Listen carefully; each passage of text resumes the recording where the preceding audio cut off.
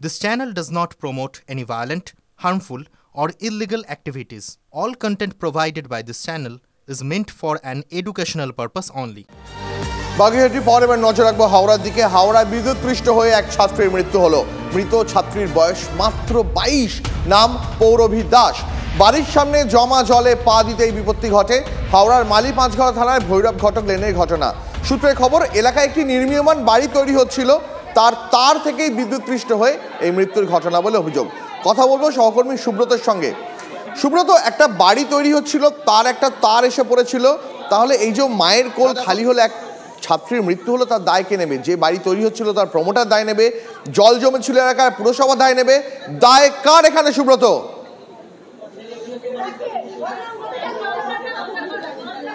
একেবারেই দেখো, আমি যে জায়গাটা দাঁড়িয়ে আছি ভৈরব ঘটক লেন, এই সেই অভিশপ্ত জায়গা। এখানেই কিন্তু গতকাল রাত 9:45 নাগাদ সেই মর্মান্তিক ঘটনা ঘটে, যেখানে পৌরবী দাস সে কিন্তু একটি নেমন্তন্ন বাড়িতে যাচ্ছিল, পাশেই বাড়ি থেকে কিছুটা দূরেই, এবং এখানেই একটা তার ঝুলছিল। এখানে যে বিদ্যুতের তারে কিন্তু তার ছাতার যে স্টিলের রড, তার স্পর্শ হতেই কিন্তু মর্মান্তিক ঘটনা ঘটে এবং এখানেই লুটিয়ে পড়ে। পাশেই তোমাকে দেখাবো তার বাবার দোকান, অর্থাৎ পৌরবীর বাবার দোকান। পৌরবীর বাবা একজন ইলেকট্রিশিয়ান এবং এখান থেকেই তিনি ঝাঁপিয়ে আরসিবি ফেলতে বলে, তারপরেই কিন্তু পৌরবীকে এখান থেকে উদ্ধার করে স্থানীয় হাসপাতালে নিয়ে গেলে চিকিৎসকরা তাকে মৃত বলে ঘোষণা করে।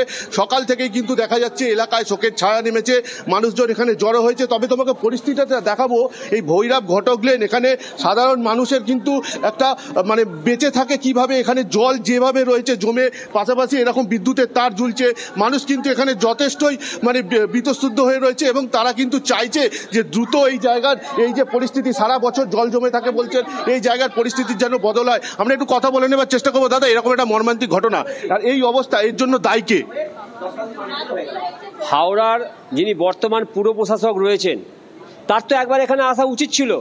তার হাওড়া কর্পোরেশনের ভেতরে এইরকম একটা ঘটনা ঘটলো, আজকে যদি তার বাড়ির মেয়েটার এইরকম ক্ষতি হয়ে যেত, তাহলে তিনি মুখ বুজে থাকতে পারতেন?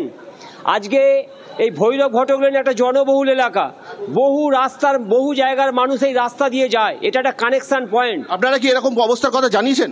আমরা জানাবো কি, আমরা সর্বত্র জানাই, জানিয়েও কোনো কাজ হয় না। আমরা জানিয়েছি, যখন ভোট হয় তখনও আমরা, আর বাড়ির ঘরের ভেতরেই এতটা করে জল, আমরা দিনের পর দিন এরকম জল ঘেরেই দাঁড়াই।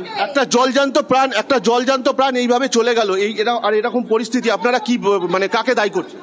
পুরো প্রশাসনকে দায়ী করবো, আর কাকে দায়ী করবো? এটা 12 মাসে এখানে বর্ষাকাল, 12 মাসে বর্ষাকাল, কি বলবো দাদা, কিছু বলার নেই। একেবারেই দেখো দীপ, তোমাকে জানিয়ে রাখছি, এই যে পরিস্থিতি, এই পরিস্থিতির জন্য হাওড়া পুর প্রশাসক এবং স্থানীয় প্রশাসনকেই দায়ী করছে এখানকার স্থানীয় মানুষরা। কারণ তাদের দাবি, যেভাবে রাস্তায় জল জমে রয়েছে এবং তার পাশে এই যে বিদ্যুতের তার কিন্তু বিপদ ডেকে এনেছে এবং আগামী দিনেও এরকম ঘটনা ঘটতে পারে বলে এলাকাবাসীরা আতঙ্কিত। দীপ,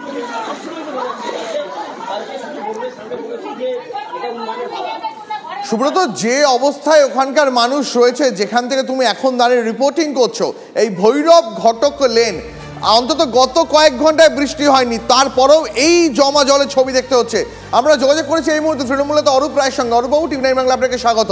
অরূপবাবু, যে ছবি দেখাচ্ছি আমরা, হাওড়ার মালি পাঁচঘরার ভৈরব ঘটক লেনের ছবি।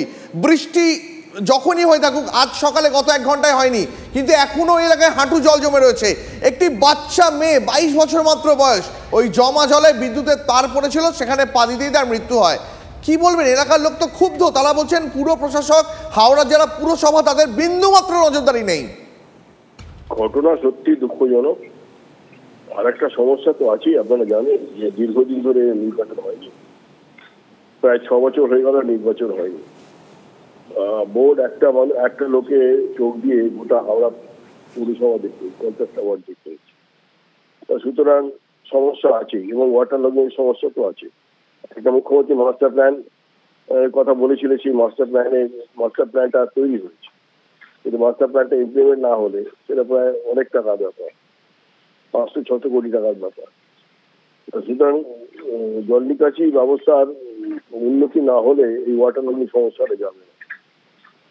ডিসিল্টিং গুলো হচ্ছে, কিন্তু এই বৃষ্টির কারণে ডিসিল্টিংটাও বন্ধ হয়ে যাচ্ছে। সমস্যা আছে, অস্বীকার করার জায়গা নেই। এবং একটা বাচ্চা মেয়ে প্রাণ চলে গেল, এটা খুবই দুঃখজনক, খুবই বলার মতো ভাষা নেই। অরূপবাবু, এলাকার মানুষ কার্যত ক্যামেরার সামনে ক্ষোভ উগড়ে দিচ্ছেন। তারা বলছেন এই ছবি একদিনের নয়, 365 দিনের। শুধু রাস্তায় জল জমে আছে ভৈরব ঘটক লেনে তাও নয়, যাদের একতলা বাড়ি তারা ওই জলের সঙ্গেই ঘর করতে অভ্যস্ত হয়ে গেছে। তা সত্ত্বেও হাওড়ার পুরসভা বা হাওড়ার পুর প্রশাসক কেউ নাকি কোনো খোঁজ খবর নেন না, এমনটাই অভিযোগ করছেন স্থানীয় বাসিন্দারা। মানুষের অভিযোগ থাকতেই পারে, মানুষ অভিযোগ করতেই পারে। এই ধরনের ঘটনা ঘটলে মানুষ ঠিক ক্ষুব্ধ হবেন, অভিযোগ করবেন, এটা স্বাভাবিক ব্যাপার। তাদের অভিযোগ অমূলক নয়, কিন্তু সমস্যাটাও দেখতে হবে এবং যাতে ভবিষ্যতে এটা না হয় সেদিকে আমাদের লক্ষ্য রাখতে হবে। আমি পুর প্রশাসনকে বলবো যাতে অবিলম্বে সেখানে গিয়ে গিয়ে সেখানে যাতে জল নিকাশি ব্যবস্থার উন্নতি হয়, যাতে জমা জল পরিষ্কার হয়ে যায় তার ব্যবস্থা করার জন্য অবিলম্বে আমি। সে তো অরূপবাবু আপনি বলবেন ব্যবস্থা নেওয়ার কথা, সে তো বুঝতে পারলাম, কিন্তু এই যে 22 বছরের ছাত্রীর মৃত্যু হলো, একটি মায়ের কোল খালি হয়ে গেল, এই মৃত্যুর দায় কে নেবে অরূপবাবু? দেখুন, এটা দায় তো কেউ নিতে পারে না, দায় নেওয়া তার পক্ষে সম্ভব নয়, কিন্তু এটা ঘটনাটা অত্যন্ত দুঃখজনক ঘটনা। একটা মানুষের জীবন চলে গেল, ছাত্রীর জীবন চলে গেল, এটা মানে একটা দৃষ্টান্ত তৈরি হলো। জমা জলে দুর্দৃষ্ট হয়ে একটা বাচ্চা মারা গেল, এটা বিশেষ নজর দেওয়া উচিত পৌরসভা। আমি পৌরসভাকে বলবো বিশেষ নজর দিতে। অরূপবাবু আপনাকে অনেক ধন্যবাদ। আমরা কথা বলছিলাম রাজ্যের মন্ত্রী এবং তৃণমূল নেতা অরূপ রায়ের সঙ্গে।